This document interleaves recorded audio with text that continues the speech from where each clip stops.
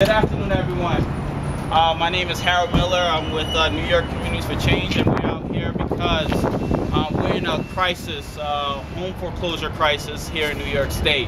Across the state, we have many families not sure whether or not they'll be able to stay in their homes because of reckless practices by banks such as Bank of America, Wells Fargo, and JP Chase.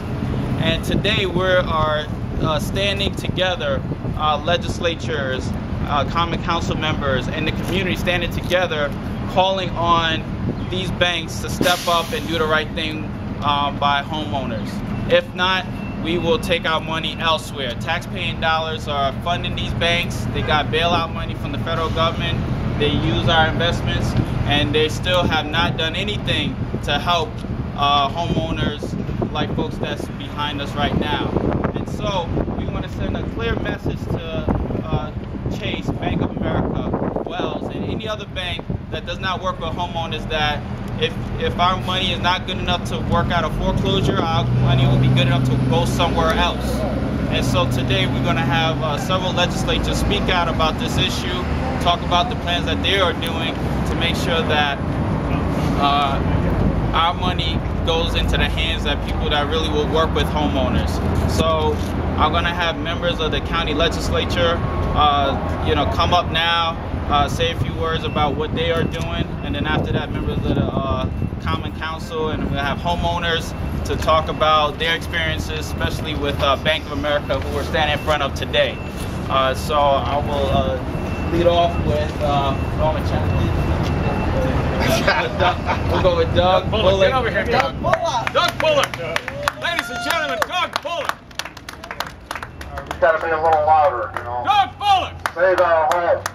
Save our homes. Let's hear it. Save our homes. Save our homes. Stop foreclosures. Stop foreclosures. Save our homes. Save our homes. Stop foreclosures. Stop foreclosures. Save our homes. Save our homes. Look at folks, this tax the rich, this applies to the Bank of America. Guess how much taxes the Bank of America paid last year? Zero. 2010. Zero. They paid no corporate income taxes. None. Zero. And they got away with a lot more taxes than they should. They also are the major recipient of bailout money. And guess how much money the county, Albany County, has in the Bank of America? How much? How much? $88.5 million. Whoa! Whoa! Every day.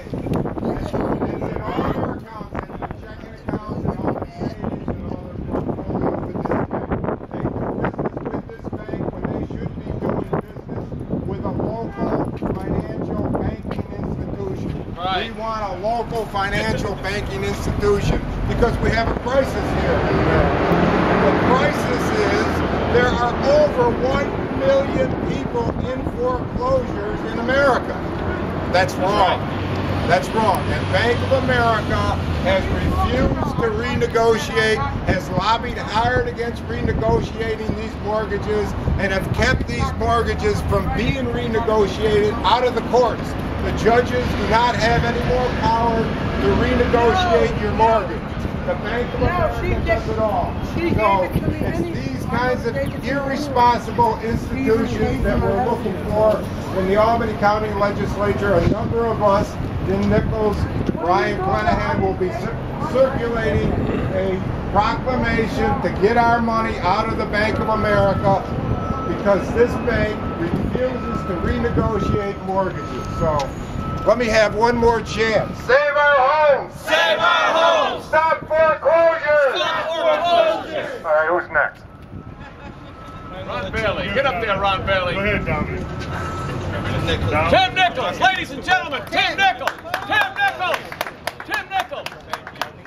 I just wanted to say, in October 2010, I introduced a resolution to calling on Albany County to divest its money from Bank of America and go with a local bank, a community bank, and Yeah. Good work, Tim. should not be supporting banks, big banks like Bank of America with taxpayer dollars, but we have many, many opportunities and alternatives to invest our taxpayer dollars right here in our local area, in community banks, banks that serve our local small businesses, they serve us, and they act responsibly.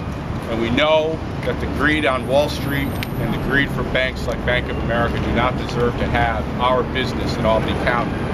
The resolution that I introduced, number 122, passed unanimously. We're now in a process where we're receiving RFPs from banks all hopefully around the Capital District, and I'm sure Bank of America as well.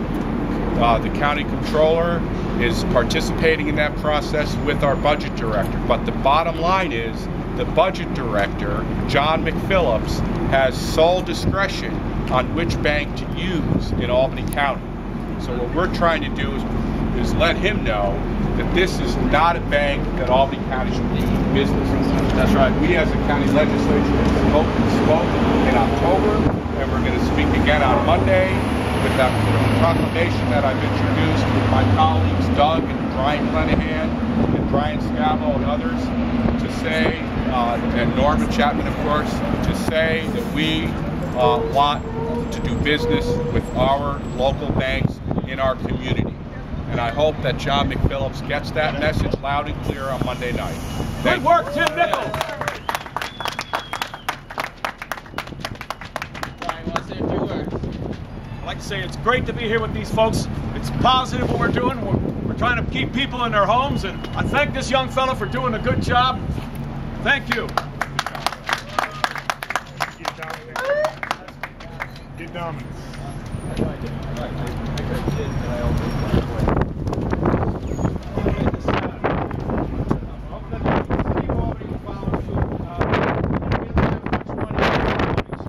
Our numbers aren't too high. We have a couple of small, very small accounts with Chase, and that's all the numbers I've gotten so far.